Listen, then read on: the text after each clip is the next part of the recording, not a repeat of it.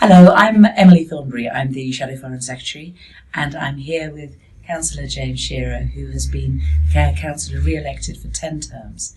He is an absolute institution in rugby, and I couldn't travel through the town to see the parliamentary candidate without paying my respects to this highly respected elder in our community. And it's a great pleasure to meet him. Well, it's a great honour to receive the Shadow Foreign Secretary here, and it's a privilege. This second time I have a Foreign Secretary one, Jnr. Well, and he came, and now the second one, and it's a joy to have, and who's committed to bring common sense in the world of faith. And welcome, and wish you all the luck, and God willing, we are going to win the elections. And next time you meet Emily, she'll be Foreign Secretary, not Shadow Foreign Secretary.